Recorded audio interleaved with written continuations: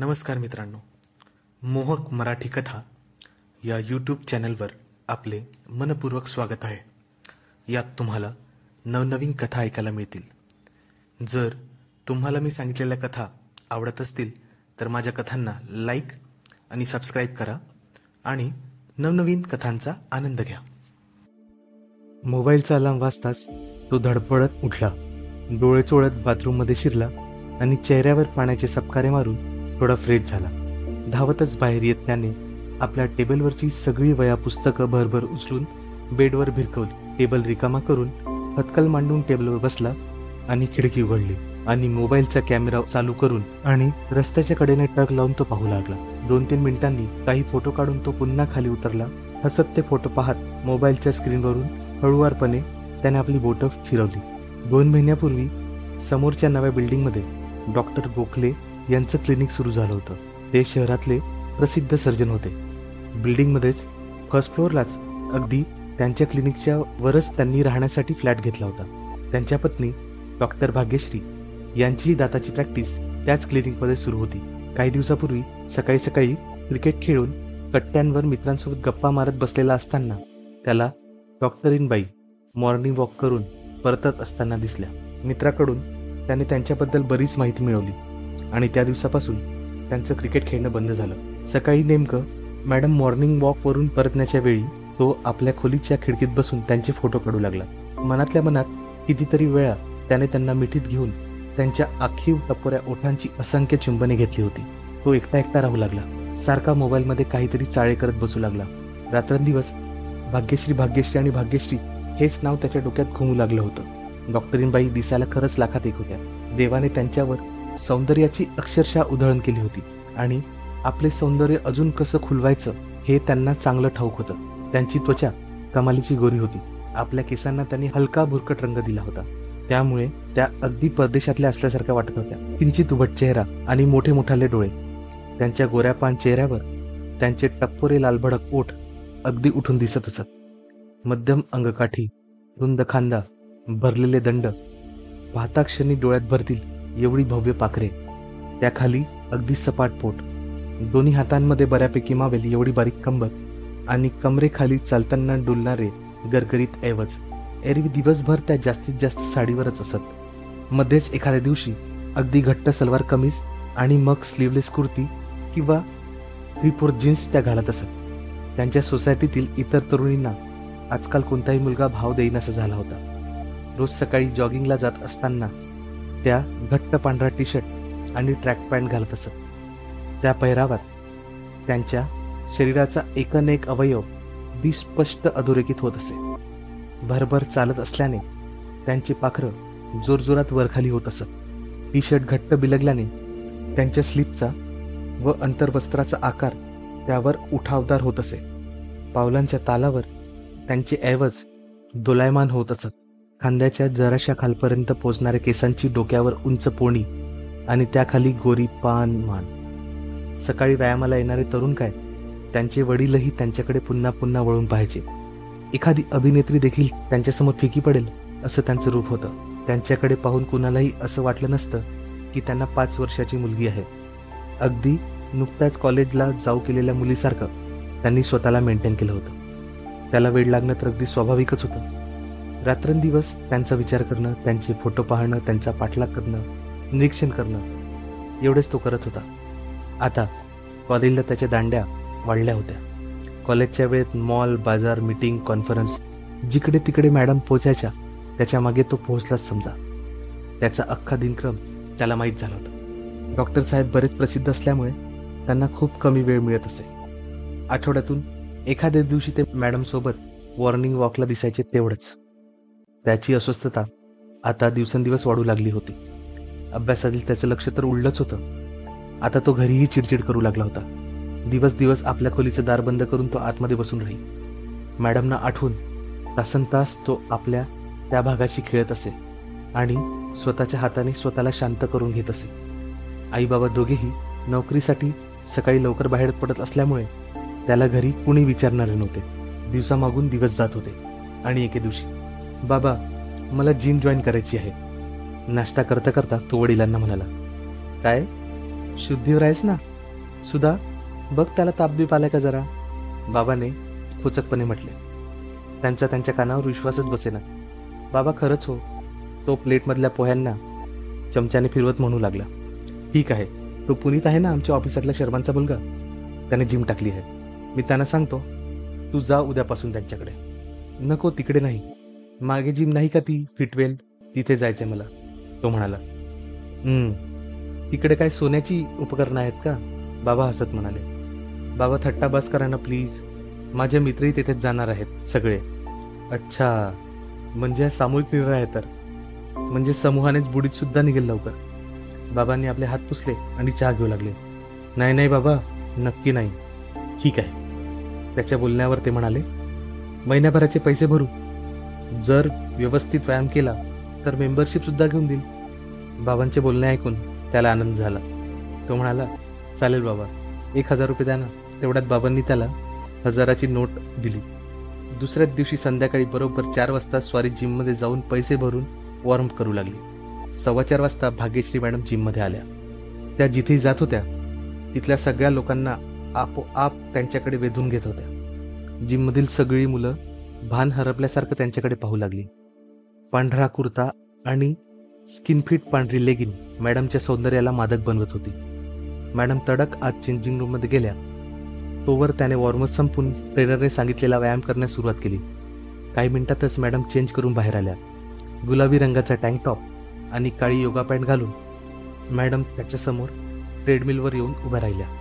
त्याचा व्यायाम विसरून मॅडमकडेच पाहू लागल्या.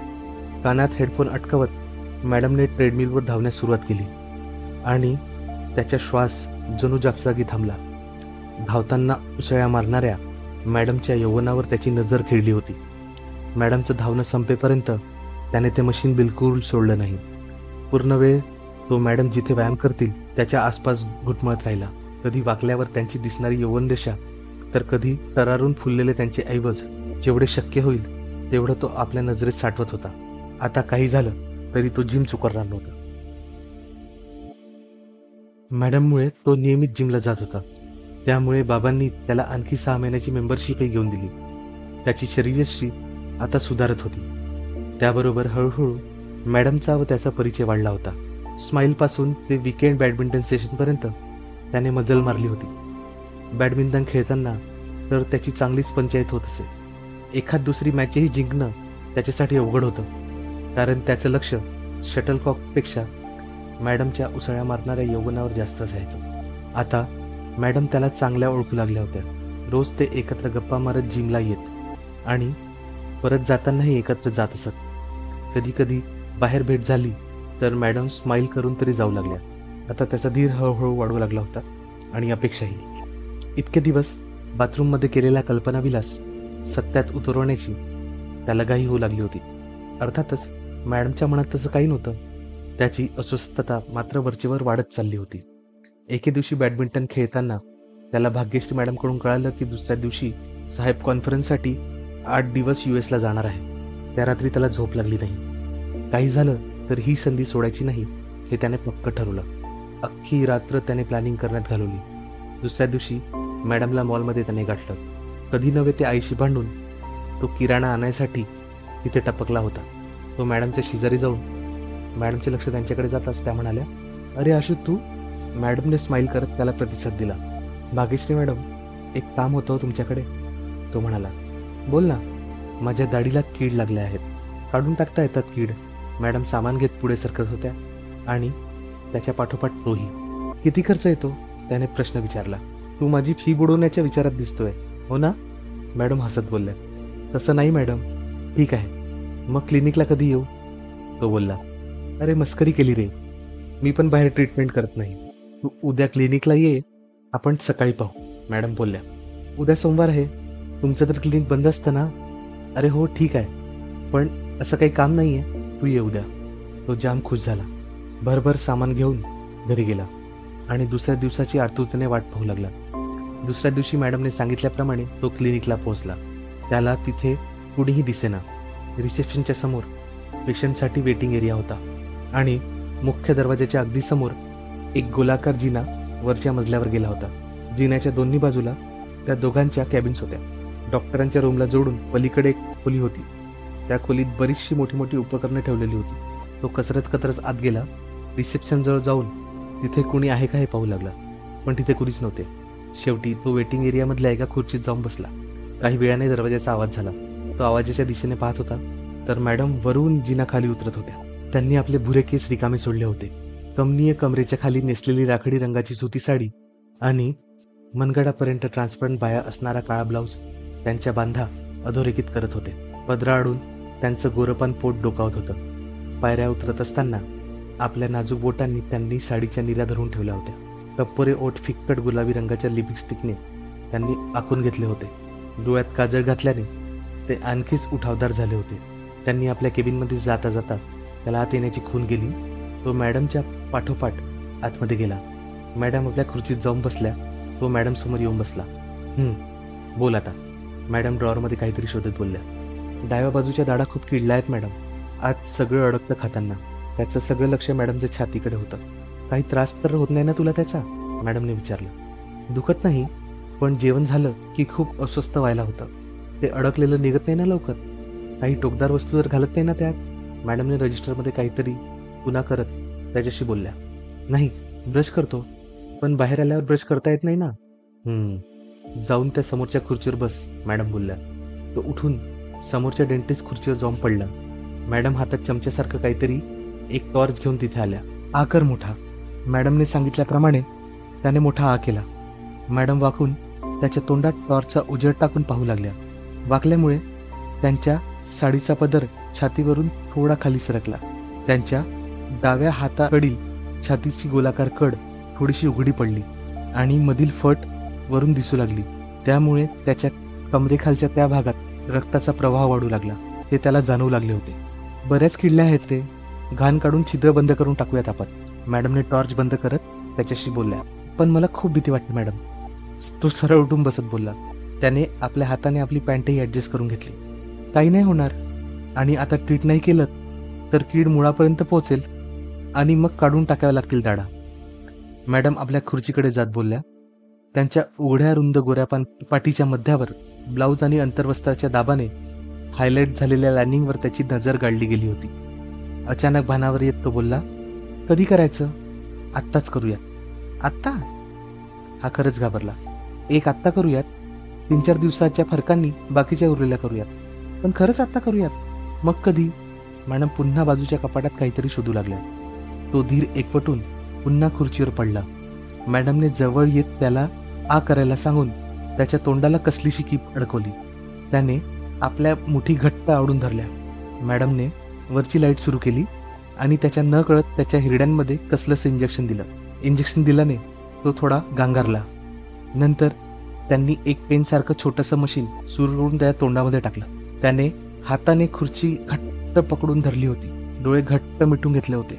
मूठ आवळल्यामुळे न कळत मॅडमच्या साडीच्या निऱ्याही त्याच्या हातात आल्या होत्या. काहीतरी टेबलवर विसरल्यामुळे त्या मशीन ठेवून टेबलकडे जाऊ लागल्या. त्याच्या हातात असलेल्या त्यांच्या साडीच्या निऱ्या झटक्यात ओढल्या जाऊन त्यांची साडी निसटली आणि पोटाखाली खोसलेल्या सगळ्या निऱ्या सुटून आल्या. अरे देवा, म्हणत मॅडमने झटकन साडी धरून ओढली. साडी ओढली गेल्यावर त्याला जाणवलं. त्याने आपले डोळे उघडले. मॅडमने साडी गोळा करून तोंड फिरवलं. तो उठून बसला आणि आपल्या तोंडातून क्लिप त्याने काढून बाजूला ठेवली.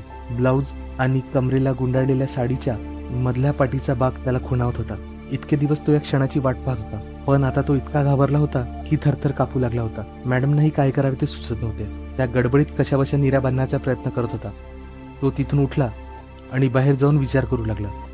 ते दृश्य त्याच्या डोळ्यासमोरून हलत नव्हतं. निघून जावं की इथेच थांबावं हे त्याला कळेना. तेवढ्यात मॅडमने दरवाजा उघडला. मॅडमनाही लाजल्यासारखं झालं होतं. तरीही धीर एकवटत त्या बोलल्या. तू किती घाबरतोस रे, चल बस. नको मॅडम, मला खूप भीती वाटते. अरे नंतर खूप त्रास होईल, मॅडम म्हणाल्या. होऊ द्या. त्याची नजर जमिनीत गाडली गेली होती. घाबरू नकोस, तुला कळणारही नाही. चल. मॅडम दरवाजा उघडून आत जाऊ लागल्या. नको, मी जातो, असे म्हणून तो पळतच तिथून निघून गेला. तिथून तो थेट बाथरूममध्ये शिरला. हलका होऊन बेडवर पडला.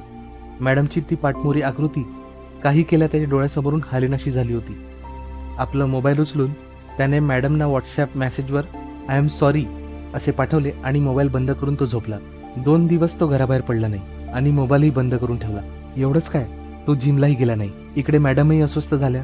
त्याचा स्वभाव मॅडमला खूप आवडू लागला होता. तशा अर्थाने नव्हे, त्याला त्या एका चांगल्या मित्रासारख्या मानू लागल्या होत्या. मॅडमने त्याला खूप कॉल केले, मेसेजेसही केले, पण त्याचा फोन बंद होता. जिम मध्येही 2 दिवस त्या त्याला शोधत होत्या. त्यांना चुकल्यासारखे वाटत होते. एके दिवशी मॅडमच्या क्लिनिक मधील रिसेप्शनिस्ट त्याच्या घरी आली. मॅडमनी त्याला लगेच बोलवले आहे असा निरोप द्यायला. तो पुन्हा घाबरला. आपली टी शर्ट अडकवून तो निघाला. आई, गोखले मॅडमचा निरोप आला होता. मला बोलवलं आहे. मी जाऊन येतो तासाभरात. लवकर ये हं जेवायला, आईने आतून आवाज दिला.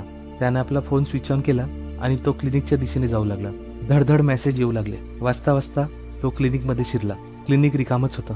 त्याने खुर्चीत बसताच मॅडमला फोन लावला. आशू बोलतोय, मी आलोय क्लिनिक मध्ये. तो म्हणाला, अरे कुठे गायब झाला होतास तू? बरं, वर ये, मला थोडं काम आहे इथे. मॅडम बोलल्या. वर? वर कशाला? तो आणखीच घाबरला. म्हणजे तू फक्त पेशंट आहेस का माझा? मला वाटलं मित्र पण आहेस. मॅडम बोलल्या. तसं नाही. ठीक आहे, येतो. मॅडमच्या वाक्याने त्याला फार फार बरं वाटलं. मॅडम आपल्याला मित्र म्हणतात याचा त्याला मनोमन आनंद झाला होता. येताना क्लिनिकचं दार बंद करून ये. रजनी पण गेली आता, मॅडम बोलल्या. क्लिनिकचं दार बंद करून तो वर गेला. त्यांचं घर फार आलिशान होतं, एखाद्या सिनेमातल्या घरासारखं. हॉलमधूनच किचन दिसत होतं. मॅडम किचनच्या ओट्याजवळ काहीतरी करत होत्या. तो सोफ्यावर येऊन बसला. मॅडम, मी आलोय. तो घराचं निरीक्षण करत होता. मॅडम हातात ट्रे घेऊन आल्या. त्याच्या समोर बसत त्यांनी तो ट्रे त्याच्या समोर ठेवला आणि म्हणाल्या, घे कॉफी घे. त्यांनी खोल रुंद गळ्याच्या निळ्या गुलाबी रंगाची स्लीवलेस कुर्ती आणि काळ्या रंगाची लेगिन घातली होती. डाव्या खांद्यावर तशाच रंगाचा दुपट्टा घेतला होता. वरची छाती लाईटच्या उजेडात उजळून निघाली होती. काय झालं तुला अचानक? कुठे गेलेलास? जिमला येत नाहीस? मॅडमने त्याची तंद्री जोडली. घरीच होतो. त्या दिवशी त्याला वाक्य पूर्ण करता आले नाही. त्याने मान खाली घातली होती. अरे तू काय जाणून बुजून केलंस का? मॅडमचा आवाज किती मंजूळ आहे यावर त्याने कधीच लक्ष दिलं नव्हतं. पण हो, पण तरी मला खूप ऑकवर्ड वाटतंय मॅडम. तो मानवर करायला तयारच नव्हता. हां, आणि त्यासाठी तू स्वतःला घरात कोंडून ठेवलं होतंस तर? मॅडम हसत हसत म्हटल्या. खरं तर हो, त्याला स्वतःला अपराधीपणासारखं वाटत होतं. मॅडम किती चांगल्या आहे आणि आपण किती नालायकपणा करत होतो याची जाणीव त्याला होऊन त्याला स्वतःची शरम वाटू लागली होती. मला माफ करा, मला खरंच माफ करा मॅडम. तो अगदी रडकुंडीला आला होता. अरे वेड्या, पण तू तसं मुद्दाम केलं नाहीस ना, मग एवढं काय म्हणायला लावून घेतोस? मॅडम त्याला समजावत होत्या. हो, मी ते मुद्दाम केलं नसलं तरी मी तुमच्याकडे अतिशय किळसवाण्या नजरेने पाहत होतो. मी तुमचा नेहमी पाठलाग करत होतो. मी जिमही तुमच्याशी जवळीक वाढवण्यासाठीच लावली होती.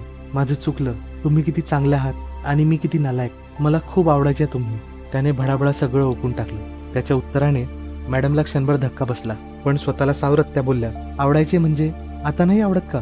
तसं नाही, वेगळ्या अर्थाने आवडायच्या. त्याचं ते वाक्य ऐकताच मॅडमच्या अंगावर काटाच आला. एवढ्या सौंदर्याच्या वरदानानंतरही आजपर्यंत आयुष्यात त्यांना असं कधीही कुणी बोललं नव्हतं. अगदी त्यांच्या कॉलेजातली मुलं त्यांना असं बोलू शकले नव्हते. लग्नानंतर डॉक्टर गोखलेमुळे त्यांच्या भोवताली आदरांचं एक वलय निर्माण झालं होतं. सर्वात महत्वाचं म्हणजे त्यांचा स्वभाव इतका मनमिळाऊ होता की त्यांच्या संपर्कात येणारी कुणीही व्यक्ती न कळत मॅडमचा आदर करू लागेल. आणि आशूचंही अगदी तसंच झालं होतं. त्यामुळे हे वाक्य मॅडमनी कधीच ऐकलं नव्हतं. डॉक्टर गोखलेही प्रचंड बिझी असल्याने त्यांचं वैवाहिक जीवन बऱ्यापैकी विस्कळीत झालं होतं. एक डॉक्टर असल्याने मॅडमनी ते सांभाळून घेतलं आणि समजूनही घेतलं. अशा प्रकारच्या आयुष्याची त्यांनी स्वतःला सवय लावून घेतली होती. पण आशूच्या वाक्याने त्यांच्यातील स्त्रीला खडबडून जागं केलं होतं आणि त्यांना काहीतरी विचार करायला भाग पडलं होतं. तर मित्रांनो, ही कथा तुम्हाला कशी वाटली सांगा. या कथेचा दुसरा भाग मी लवकरच तुमच्यासाठी घेऊन येईल. तोपर्यंत मोहक मराठी कथा या चॅनलला लाईक करा, शेअर करा आणि सबस्क्राईब करा आणि नवनवीन कथांचा आनंद घ्या. धन्यवाद.